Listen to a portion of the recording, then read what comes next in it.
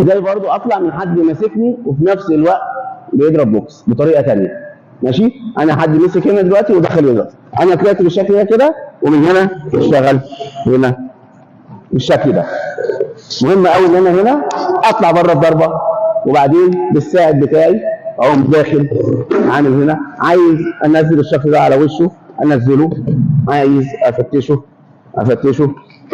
عايز اعمل اي حاجه بالشكل ده، عايز اخلص هو بس خلاص.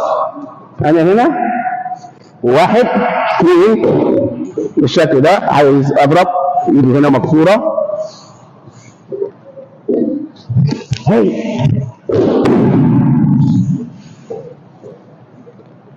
هنا لازم تبقى بالوضع ده تصدر ضربات ليه. اوكي تمام.